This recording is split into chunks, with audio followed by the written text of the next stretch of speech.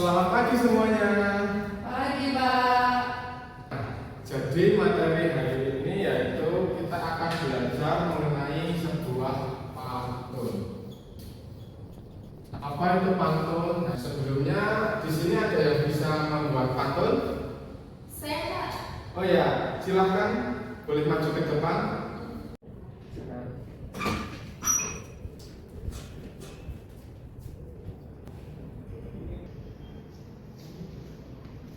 Oh ya, terima kasih Riri. Ini saya cek dulu ya. Maaf, ini dari sajaknya itu salah ya, sajaknya itu ambil-ambil.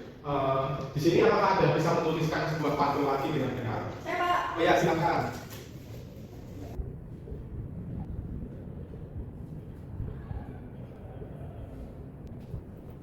Terima kasih. Oh iya, ini sudah benar. Ini adalah salah satu contoh pantun yang benar. Sampiran dan isi dan sajaknya sudah benar. Silakan bisa maju. Saya akan memberikan sebuah hadiah karena sudah menuliskan dengan benar. Terima kasih, Pak. Ya, sama-sama. Bapak, boleh saya menuliskan paling depan? Boleh. Yang mau maju silakan. Ini saya boleh.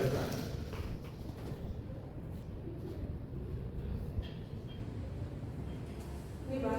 Oh iya, terima kasih. Iya. Ini sudah benar juga. Ini dari sampiran dan isinya itu sudah benar. Oke, silakan bila boleh maju untuk mendapatkan hadiah. Ini ya sama-sama. Tapi hasilnya juga kita ajarin dia agar dia mendapatkan juga seperti kita. Yuk.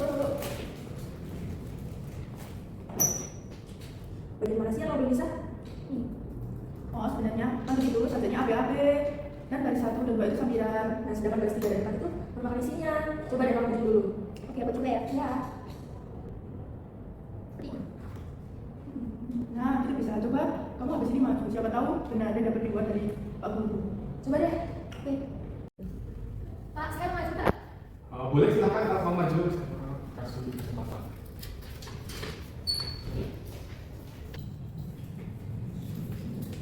Oh ya, terima kasih. Ini saya koreksi lagi, barangkali salah lagi. Oh ya, ini dari isi dan sampirannya ini sudah benar dan ini dari sajaknya juga sudah benar.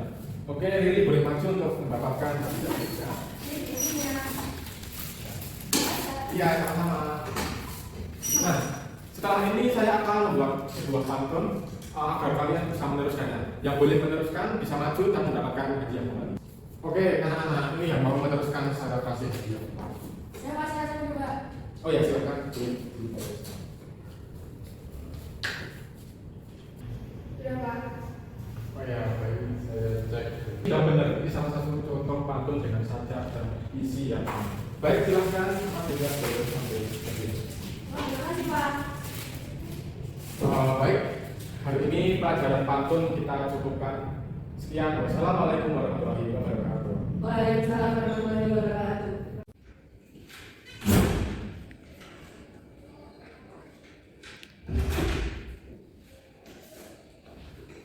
Pagi anak-anak. Pagi, Bu. Assalamualaikum anak-anak. Waalaikumsalam. Gimana kabarnya hari ini? Alhamdulillah baik. Semoga kita semua diberi kesehatan dan semangat belajar ya. Ya, Bu. Oke, sebelum kita mulai pembelajaran, seperti biasa kita berdoa terlebih dahulu. Silahkan salah satu memimpin doa.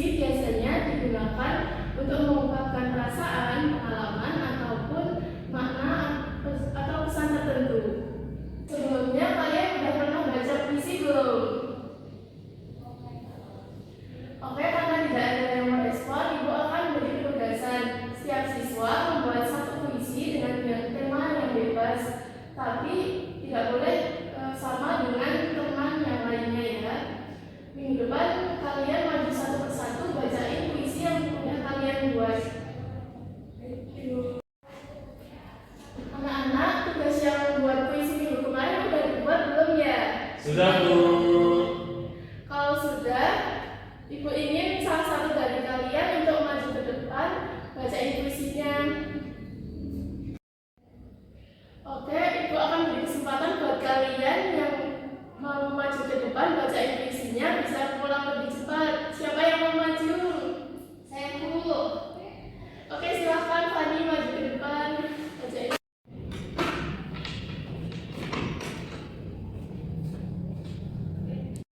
Ibu, dalam setiap hembusan nafasmu, engkau selalu memberikan kasih sayang untukku. Wah, bagus banget puisi yang udah dibacain sama Fani. Ayo tepuk tangan. Terima kasih karena udah bacain puisi. Kamu boleh pulang lebih dulu ya, Fani. Terima kasih, Bu. Ya, sama-sama. Silahkan siapa lagi yang mau maju ke depan bacain puisi? Saya, Bu. Saya, Bu. Oke, silahkan maju ke depan bacain puisinya. Rinai hujan basahi aku. Wah, bagus banget puisi yang udah dibacain. Karena kamu udah baca puisi, kamu boleh pulang. Makasih, Bu. Ya, sama-sama. Baik, siapa lagi yang mau bacain puisi? Saya, Bu. Oke, silahkan Dita maju ke depan.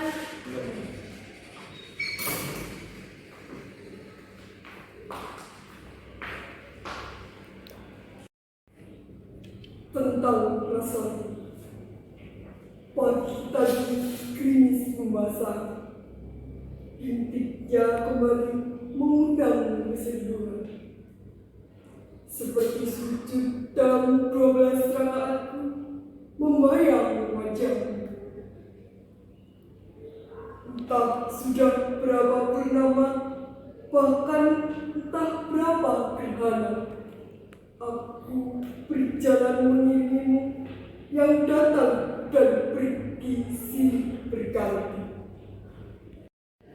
Wih, bagus banget puisi yang udah kamu bacain, Dita. Silahkan kamu boleh pulang ya. Terima kasih, Bu. Ya. Terima kasih telah menonton.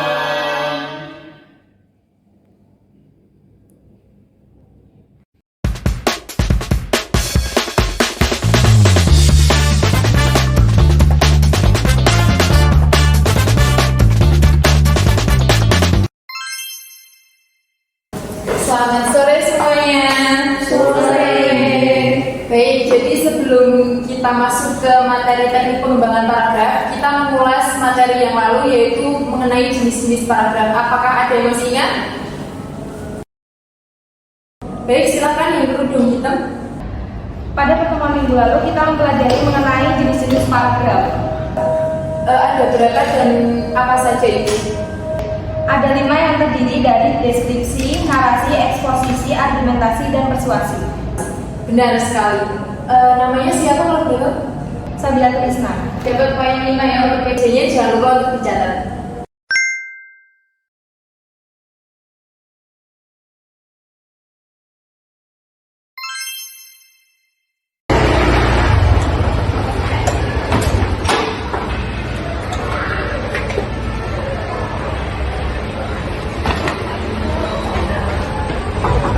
Assalamualaikum.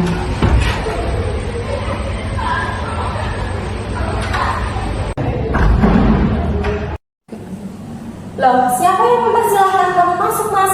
Kan sesuai kesepakatan awal, jika terlambat itu dilarang masuk ke kelas. Sekarang kamu keluar dan rangkum materi pembahasan hari ini, lalu kumpulin ke meja saya maksimal jam 5 sore. Baik, Ibu.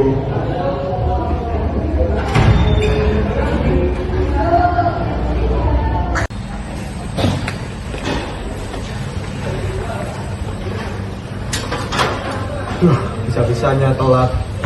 Ya, apa? Tugas lagi. Apa? Depan lagi lah.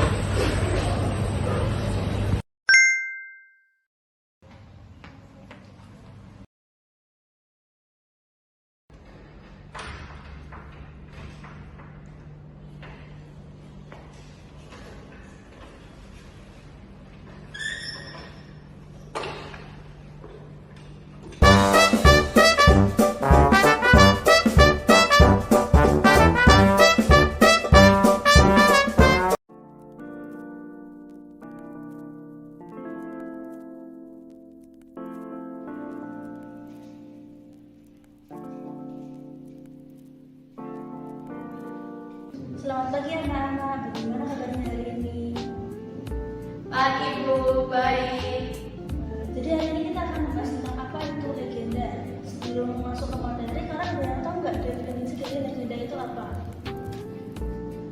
Jadi legenda itu berasal dari cerita rakyat. Biasanya terinspirasi dari asal-usul suatu daerah. Saya setuju sama Adia Bu. Jadi legenda itu cerita turun-temurun yang tokohnya itu manusia memiliki nilai-nilai moral. Nah, jawaban dari Adiansyah dan Abdullah tidak ada yang salah ya, tapi yang ada yang lebih tepatnya anak-anak, yaitu legenda merupakan cerita prosa yang dipercayai oleh pemilik cerita legenda sebagai cerita yang benar-benar terjadi dan ada. Nah, sebelum itu kita akan membahas salah satu cerita rakyat yang berada di dekat-dekat dengan daerah kita. Kalian ada yang tahu nggak salah satu ceritanya itu apa? Saya Bu. Legenda Paku Bumi di Gunung Tidar, Magelang. Nah, bagus sekali anak-anak, itu adalah salah satu contoh legenda yang sangat dekat sekali dengan kita. Sebelum kita menelusuri lebih jauh dari legenda tersebut, saya punya salah satu gambaran dari Pulau Jawa yang sebentar lagi akan kita bahas. Nah, terus sekarang kalian maju dari satu tersebut dan juga rasakan apakah Pulau Jawa ini bisa berdiri dengan kokoh.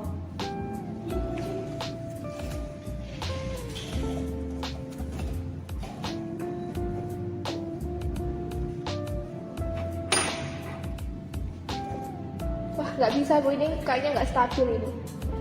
Nah, inilah yang dirasakan para leluhur kita. Kemudian diceritakan bahwa Syekh Subakir menancapkan paku raksasa untuk menstabilkannya. Coba sekarang tancapkan paku di tengah-tengahnya.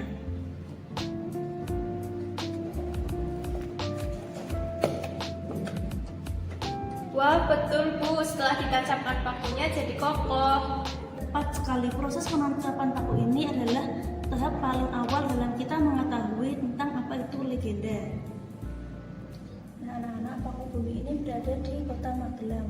Karena kalian sudah membawa poster masing-masing, kalian silakan searching di mana letak dari paku bumi itu. Baik Bu. Oh, jadi letaknya sangat strategis ya Bu, hampir di tengah Pulau Jawa. Dengan tugu yang disebut paku bumi di puncaknya benar-benar sesuai dengan julukannya sebagai paku yang menancap. Iya Bu, benar. Gambaran ini juga memperjelas mengapa ia jadi penyeimbang. Lokasinya juga strategis, mendukung citra visual sehingga kita mendapatkan gambaran kalau di Gunung Tidar ini memiliki paku bumi.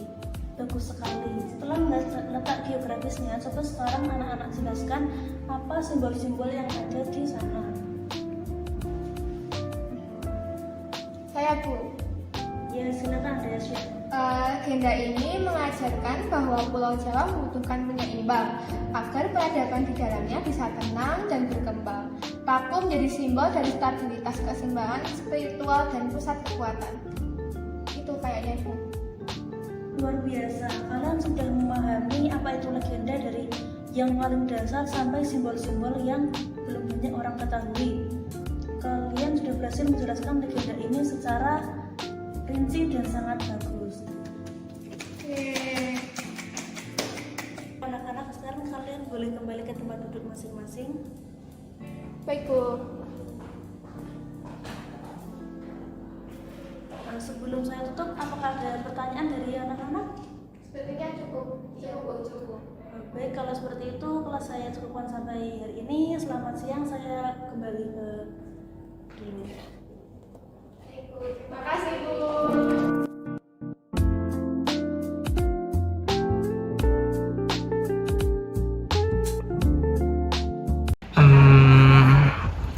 Vina. Bahasa itu apa sih? Bahasa adalah sistem lambang bunyi yang bersifat arbitrer atau mana suka. Oh, maksudnya apa tuh? Nggak tahu. Ama, bahasa itu apa sih? Bahasa itu sistem lambang bunyi yang bersifat arbitrer atau mana suka. Artinya apa tuh? Artinya, sebuah kata yang disepakati itu digunakan dalam masyarakat. Oh. Nah, teman-teman, tadi itu contoh dari rote learning dan meaningful learning yang diklasifikasikan oleh Ausubel. Terus penerapan meaningful learning gimana ya? Penerapannya?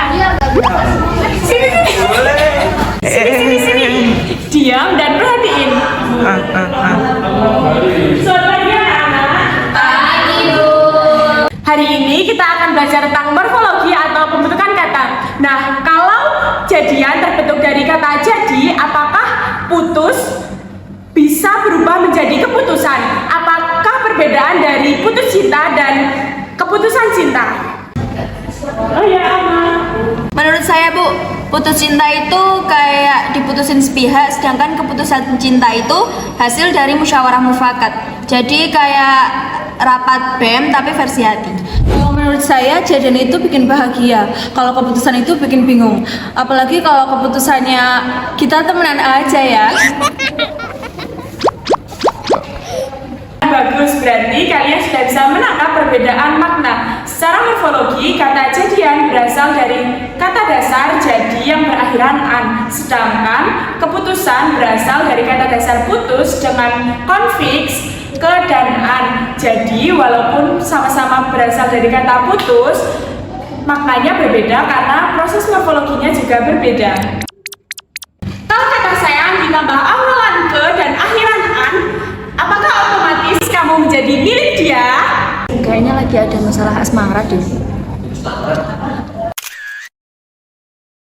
Oke anak-anak, kita akan masuk lebih ke dalam lagi. Kita akan masuk ke afiksasi, reduplikasi, komposisi, dan perbedaan makna.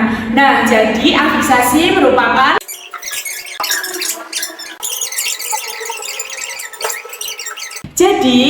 morfologi bukan hanya membentuk kata, tapi menggeser makna sesuai dengan konteksnya. Paham anak-anak? Paham, Bu. Oke, agar lebih mudah, silahkan kalian membuat mind mapping atau peta konsep. Tugas ini bisa dikerjakan secara berkelompok atau bersama-sama. Baik, Bu.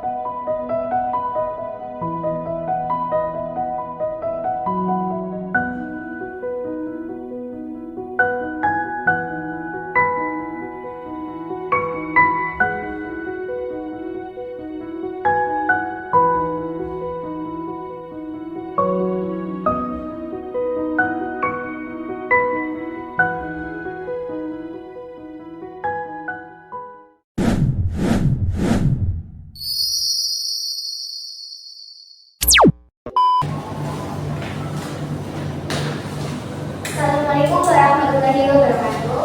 Waalaikumsalam warahmatullahi wabarakatuh. Nah, pada pagi hari ini Ibu ingin kalian membaca salah satu cerpen. Jadi kalian harus resapi dulu ya. Makna sebelumnya.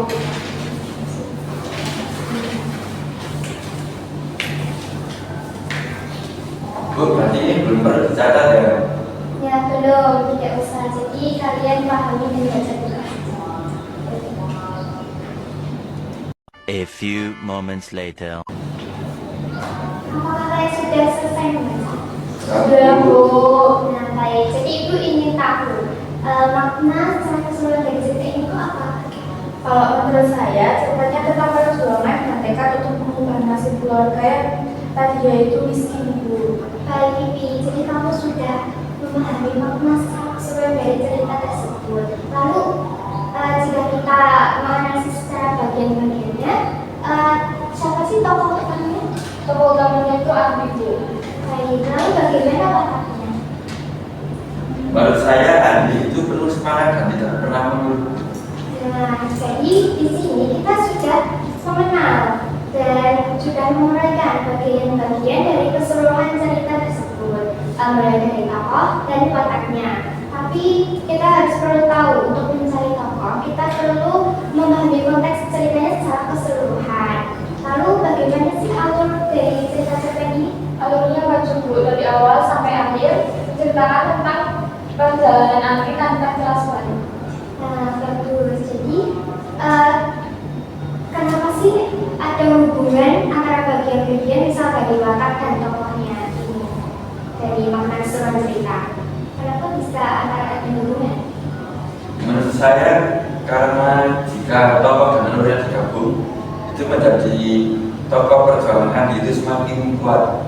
Ya, bagus. Di sini jadi kalian sudah memahami makna keseluruhan dari cerita dan bisa menganalisis bagian-bagiannya dari tokoh, watak, dan alurnya.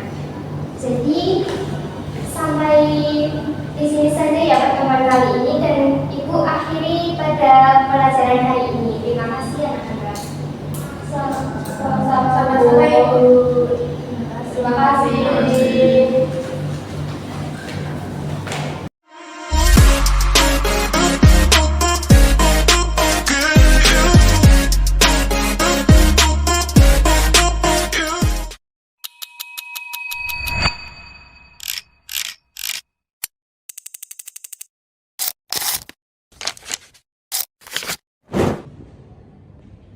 Assalamualaikum warahmatullahi wabarakatuh. Waalaikumsalam warahmatullahi wabarakatuh. Selamat pagi anak. Pagi Pak. Kembali lagi bersama saya di pembelajaran bahasa Indonesia. Kita hari ini akan membahas tentang cerpen. Lebih spesifik lagi yaitu akan membahas sebuah cerpen yang berjudul Robohnya Surau Kami karangan A.A. Nafis. Oke. Apakah ada yang pernah membacanya? Sudah. Sudah, tangan. Oke, turunkan. Ya, mari kita bahas. Oke, Pak Guru akan bertanya tentang Roboh Surau Kami.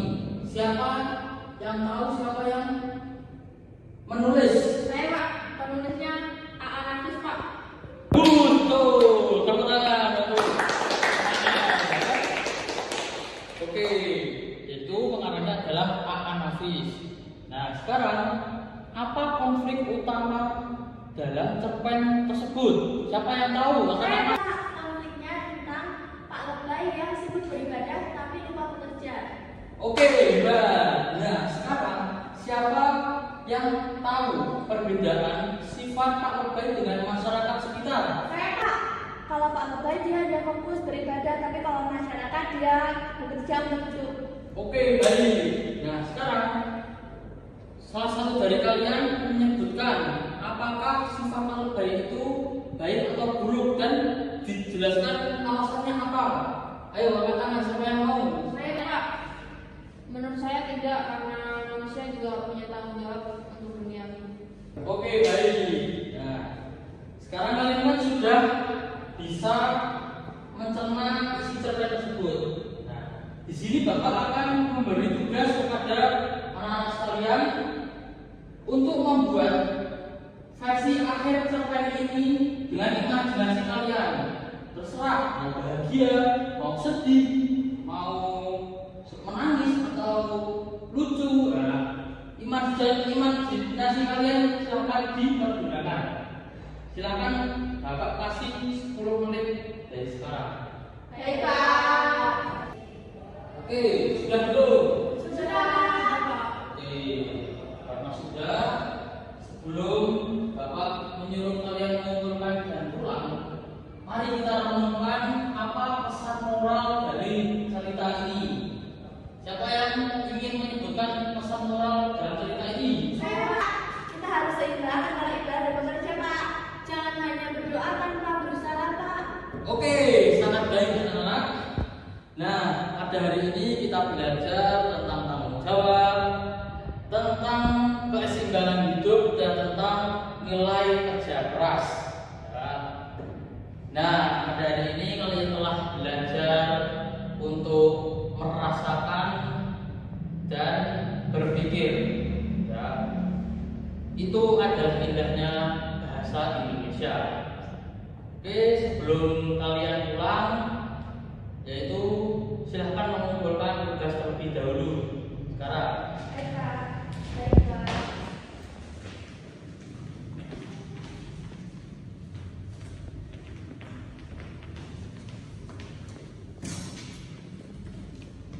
Oke, baik. Karena jam sudah menunjukkan jam 9.04, yaitu waktu untuk pembelajaran bahasa Indonesia telah berakhir. Mari kita akhiri dengan berdoa sesuai dengan kepercayaan masing-masing. Berdoa mulai. Berdoa selesai. Oke, itu dari Bapak. Terima kasih pada hari ini telah berpartisipasi dalam pembelajaran bahasa Indonesia. Wassalamualaikum warahmatullahi wabarakatuh. Waalaikumsalam warahmatullahi wabarakatuh. Terima kasih, Pak.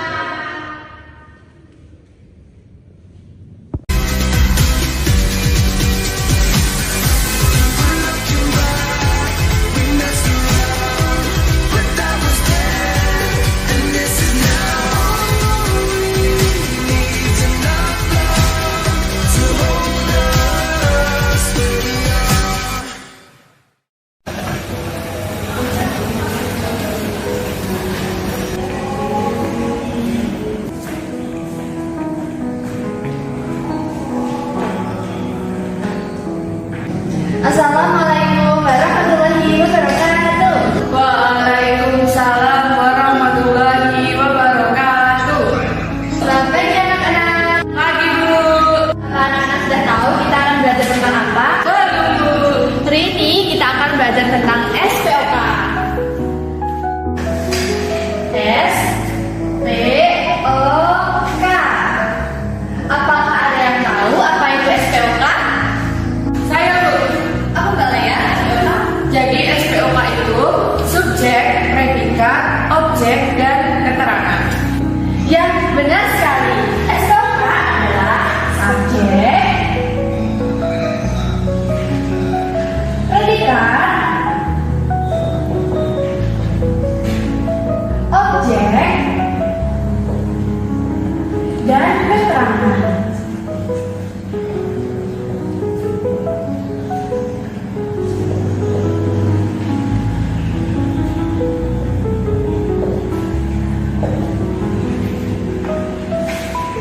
Indah, kenapa Pak Mas? Sama saya naik, Bu, belum sempat sarapan. Saya boleh Ibu minta tolong? Ya, Bu, minta tolong apa? Belikan Indah makanan dan minuman di kantin ya. Baik, Bu.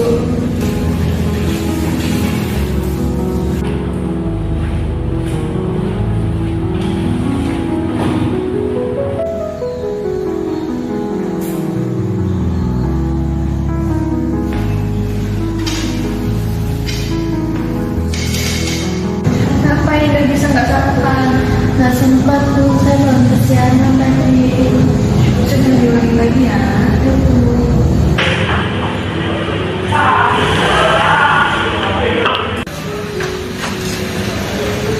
Kamu habis dari mana? Dari pagi, Pak. Ini beli makanan udah pindah. Si Indah kenapa? Dia sakit. Asam lambungnya prima soalnya belum sarapan. Ya udah, jangan ya.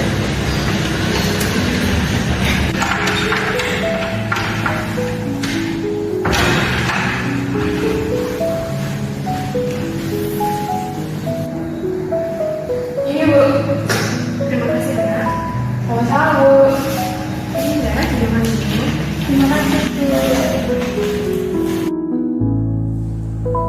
Indah, misalkan sebelum berangkat sekolah, sarapan dulu ya, Nak. Karena belajar dengan perut kosong itu tidak akan menyerap pelajaran dengan baik. Baik, Bu. Dihabiskan ya.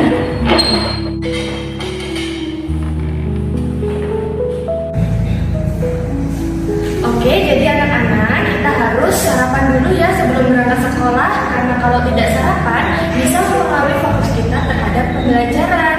Seperti Mbak Indah, dia mempunyai sakit asam lambung. Baik, Bu.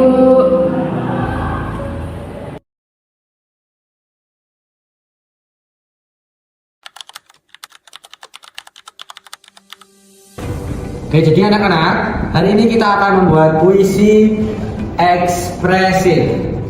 Bapak tidak akan menilai kalian selalu benar, yang penting kalian menyampaikan apa isi hati kalian dan apa yang ada di otak kalian. Jadi Bapak tidak akan menilai selalu benarnya, Bapak tidak akan melihat apakah itu sempurna atau tidak, yang penting kalian melakukan yang terbaik. Oke?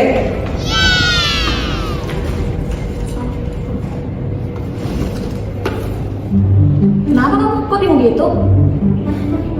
Aku bingung banget nih, nulis apa ya? Loh, biasanya kan kamu banyak ide. Ya aku sekarang bingung banget, aku takut salah. Loh Tan, kita kan cuma disuruh nulis apa yang kita rasain, terus dijadiin puisi, gitu doang. Aku tuh takut banget kalau punya aku tuh jelek. Takut kenapa? Presiden kan nggak mewajibkan kita harus benar atau salah. Iya, tinggal tulis aja. Coba deh, coba dulu kamu.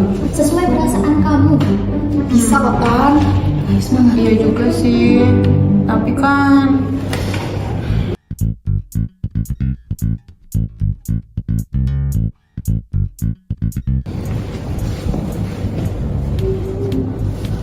Kamu kenapa, Tan?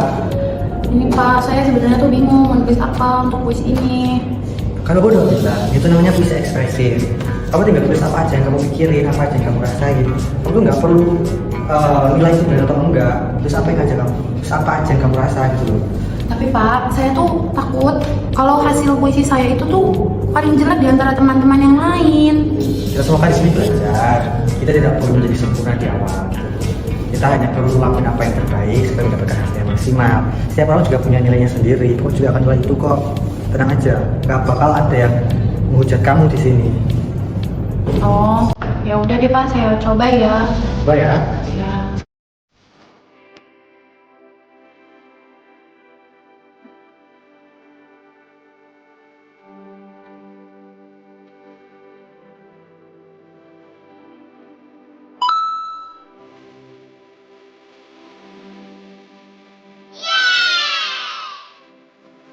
Oke, jadi anak-anak, karena waktu sudah habis, Bapak minta kalian merefleksikan apa yang kalian tulis dan menceritakan di depan kelas ya. Kalian tidak perlu membacakan apa hasil tulisan atau puisi yang kalian buat. Kalian hanya perlu menceritakan apa yang kalian rasakan ketika membuat puisi tersebut. Bisa ya, anak-anak? Bisa Pak. Oke, yang pertama nih dulu mau? Tahu Pak, tahu boleh. Oke, boleh silakan maju ya. Oke teman-teman, jadi setelah saya menulis puisi ekspresif tadi yang saya rasakan,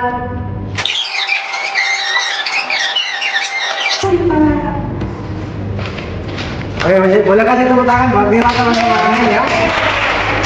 Iya, boleh maju. Oke, silakan maju. Makasih Bapak. Ya. Jadi teman-teman, perasaan aku saat menulis puisi itu sangat Terima kasih Bapak. Boleh kasih tepuk tangan buat Lia teman-teman. Ya, sama kayak Anela ya. Lia bisa mengekspresikan apa yang ditulisnya dengan baik. Dan untuk murid terakhir yang akan Bapak panggil untuk kesempatan mempresentasikan hasilnya di hal ini, Intan ya. Boleh silakan maju Intan. Iya Pak. Gimana kan perasaannya tadi Mas Luis? Sebenarnya saya tadi kan takut banget ya kalau nyoba, saya malu. Tapi ternyata pas saya coba, saya tenang, bisa Pak. Alhamdulillah. Jadi Bapak menghargai prosesnya ya. Bapak tidak akan nilai hasilnya. Yang terpenting adalah prosesnya. Boleh ceritakan ya Oke, jadi teman-teman, perasaan saya ketika menulis puisi pada hari ini, saya senang. Saya kira sebagai saya bercinta ya, jadi menjaga. Terima kasih, sudah Pak. Oke, boleh terima kasih buat kita ya teman-teman. Bapak bangga sama kamu kan. Bapak kira kamu sudah berani mencoba itu sudah merupakan nilai plus untuk kamu yang akan Bapak berikan. Karena seperti yang Bapak sampaikan tadi, prosesnya itu lebih penting daripada hasilnya. Oke, boleh kasih tepuk tangan buat kita semua teman-teman. Kita selesai tugas hari ini, keren banget. Keren.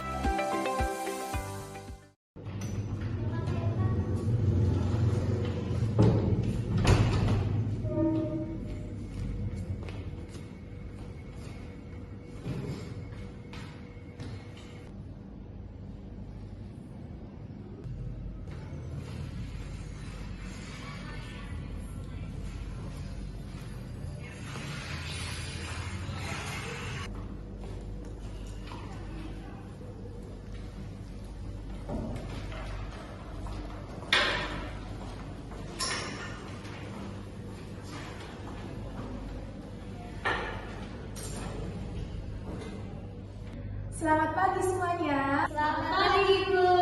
Apa kabar? Alhamdulillah sehat. Hari ini kita akan belajar tentang menyusun kalimat. Dipersiapkan dengan baik ya anak-anak. Siap. Itu kenapa ya yang di belakang sibuk sendiri? Bu.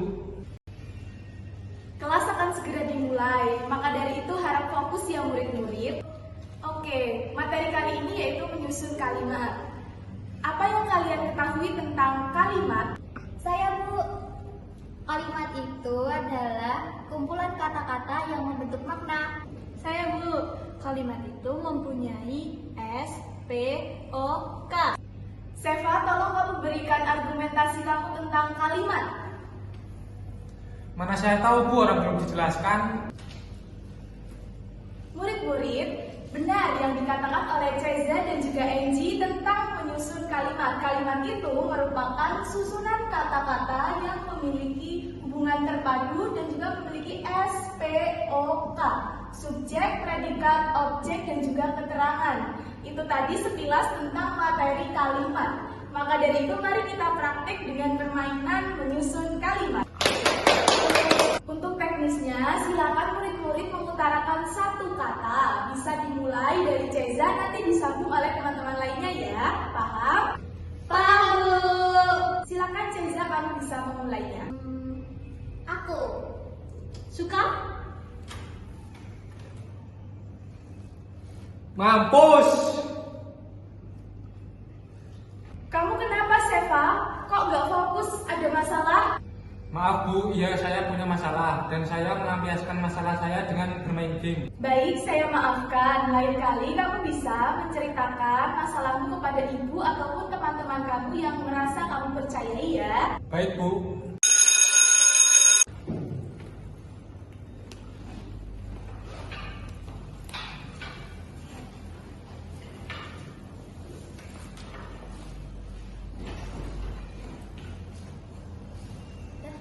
Ji, habis ini kita ke kantin yuk.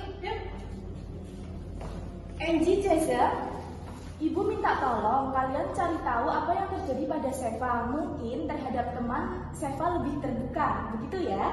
Ya, Bu.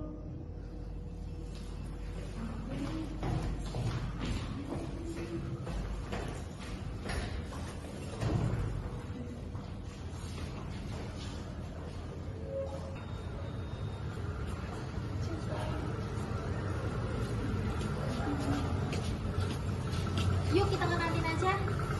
Daripada main game? Iya. Males ah, nggak punya uang. Tenang, aku yang traktir tadi. Ayo. Jom.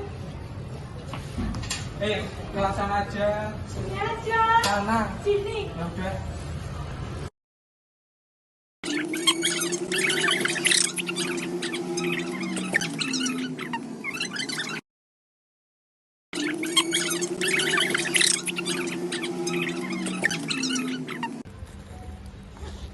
Anak-anak ibu lagi asik ngobrolin apa ini?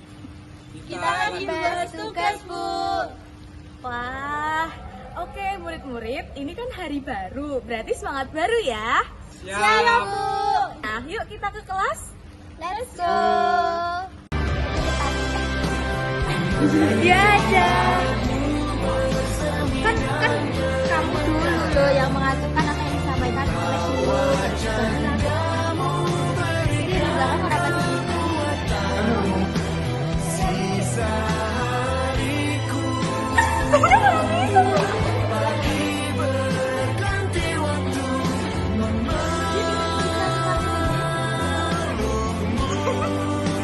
Halo semuanya, selamat siang. Siang, Bu. Pada minggu kemarin kita kan sudah belajar mengenai subjek dan predikat. Nah, pada minggu ini kita akan mengulas kembali tentang subjek dan predikat. Nah, di sini saya punya contoh, yaitu adalah para siswa kelas 12 melakukan presentasi. Nah, menurut kalian subjeknya itu yang mana? Saya, Bu, yang subjeknya itu para siswa kelas 12. Iya, benar banget. Jadi para siswa kelas 12 ini adalah subjek. Nah, lalu predikatnya yang mana? Saya, Bu, predikatnya yang melakukan presentasi. Iya, betul banget. Jadi yang melakukan presentasi ini adalah predikat. Jadi Jadi kalian sudah paham ya tentang subjek dan predikat itu apa. Nah, saya minta satu orang buat kasih contoh tentang unsur ini. Oh iya, silakan Joko untuk bisa maju ke depan.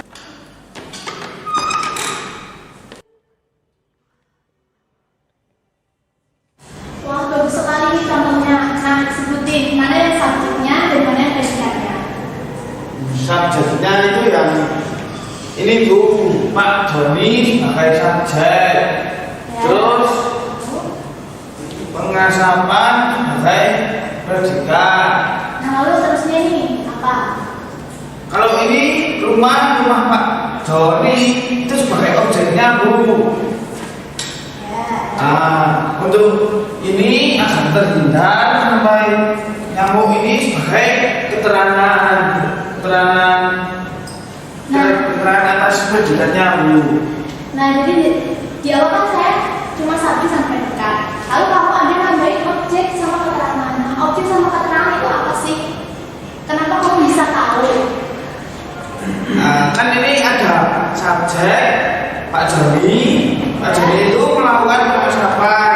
Ini pengasapan sebagai predikat. Nah, subjek itu Pak Joni melakukan di mana? Di rumahnya itu sebagai objek. Nah, untuk agar terhindar dari nyamuk demam berdarah itu sebagai keterangan atas predikatnya Bu. Oh, bagus sekali ini ya contohnya. Nah, berhubung ini hari Senin kan, kemarin hari weekend nih. Ibu mau ada yang mau bercerita. Nah, Ibu mau kamu yang bercerita. Halo teman-teman, kemarin minggu saya dengan keluarga saya itu pergi ke Candi Borobudur. Nah, jadi menurut pengalaman teman kalian, tadi saya ada satu kalimat yang saya tulis. Salah satu pengunjung menabrak seekor kucing di terowongan. Nah, kita sambungkan di materi tadi ya. Yang mana yang SPO, yang mana yang subjeknya, predikatnya, objek dan keterangannya. Silakan kalau maju ke depan dan menjelaskan mana yang subjek dan predikatnya.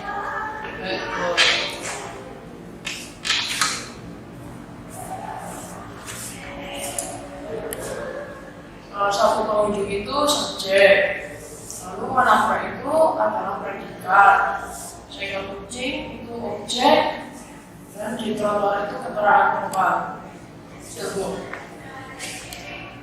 Oke, bagus. Jadi jawabannya sudah benar ya. Kamu mau tanya? Kan biasanya seekor kucing ini adalah pelaku yang dimana dijadikan sebagai subjek. Nah, kenapa di kalimat ini seekor kucing dijadikan sebagai objek? Ya, karena sebelum kata seekor kucing ini adalah sebuah tindakan, yaitu menabrak.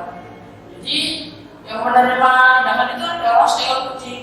Jadi kucing itu bisa dijadikan sebagai suatu objek. Ya, betul sekali, Roro.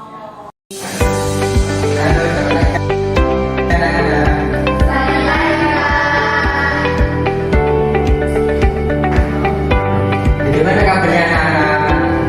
Alhamdulillah, baik Pak.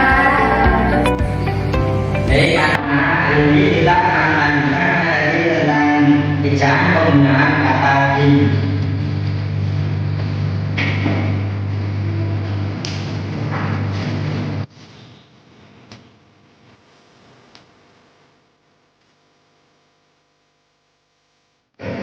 Baik anak-anak, di sini jika apabila menulis sebuah kata tempat, penggunaan kata di dipisah dengan kata tersebut.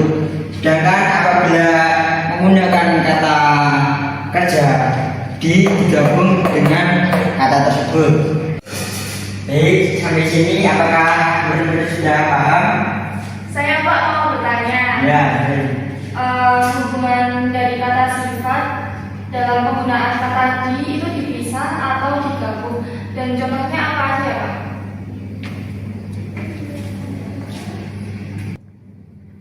Jadi saat menggunakan kata sifat, ditulis menggabung dengan kata tersebut, sama seperti kata kerja. Baik, ya paham? Baik, kalau sudah paham, saya meminta untuk setiap masing-masing siswa memberi contoh satu kata di papan tulis. Baik Pak. Siapa yang mau maju pertama? Saya, Pak.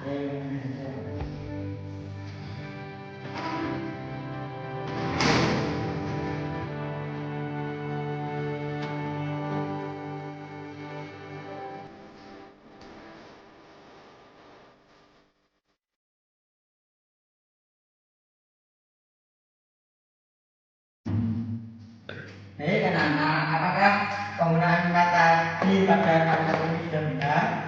Belum, Pak. Coba benarkan di depan.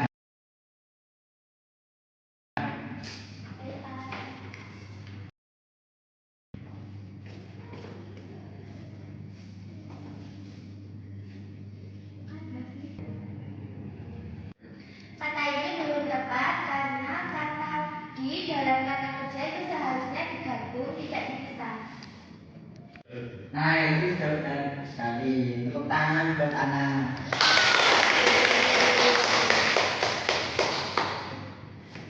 Hei, selanjutnya siapa yang mau maju lagi? Saya, Pak.